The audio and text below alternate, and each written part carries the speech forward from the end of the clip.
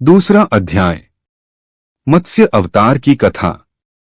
वशिष्ठ ने कहा, अग्निदेव, आप भगवान विष्णु के मछली जैसे अवतारों का वर्णन करते हैं, जो सृष्टि के कारण हैं।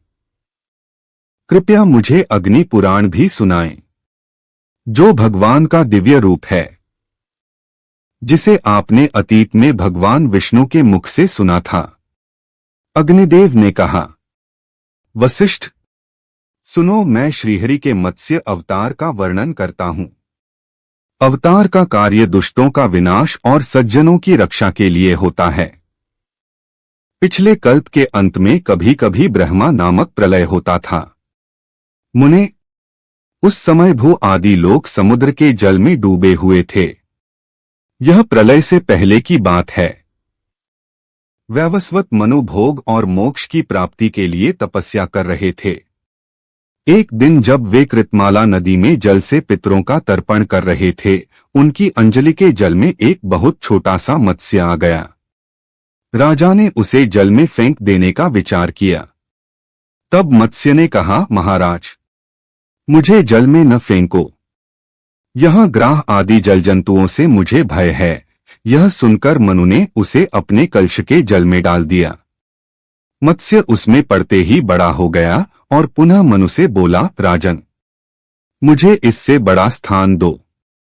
उसकी यह बात सुनकर राजा ने उसे एक बड़े जलपात्र, नाद या कुंडा आदि में डाल दिया।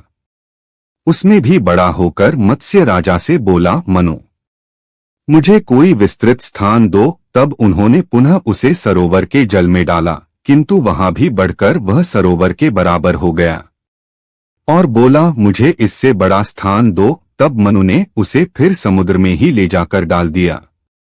वहां वह मत्स्य क्षण भर में 1,00,000 योजन बड़ा हो गया। उस अद्भुत मत्स्य को देखकर मनु को बड़ा विस्मय हुआ। वे बोले, आप कौन हैं? निश्चय ही आप भगवान श्री विष्णु जान पड़ते हैं। नारायण, आपको नमस्कार है। जनार्दन, आप किस लिए अपनी माया से मुझे मोहित कर रहे हैं?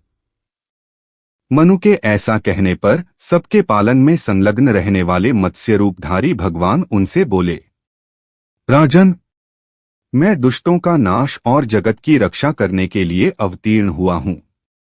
आज से 7वें दिन समुद्र संपूर्ण जगत को डुबा देगा। उस समय तुम्हारे पास एक नौका उपस्थित होगी। तुम उस पर सब प्रकार के बीज आदि रखकर बैठ जाना। सप्तर्षि भी तुम्हारे साथ रहेंगे।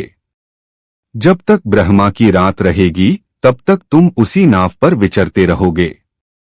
नाव आने के बाद मैं भी इसी रूप में उपस्थित होऊंगा।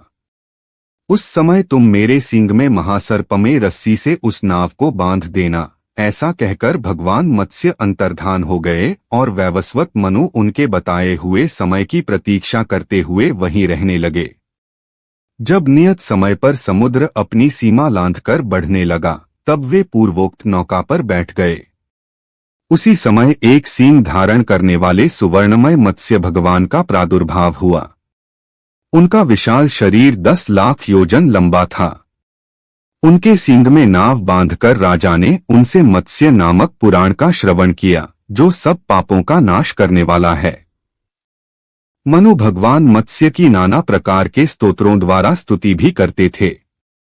प्रलय के अंत में ब्रह्मा जी से वेद को हर लेने वाले हयग्रीव नामक दानव का वध करके भगवान ने वेद मंत्र आदि की रक्षा वाराहकल्प आने पर श्रीहरि ने किया। इस प्रकार आग्नेय महापुराण में अग्निदेव द्वारा कहे गए विद्यासार स्वरूप मत्स्यावतार वर्णन नामक दूसरा अध्याय पूरा हुआ। दोस्तों, आपको अगर यह वीडियो पसंद आया तो कृपया लाइक और सब्सक्राइब कर दीजिएगा। धन्यवाद।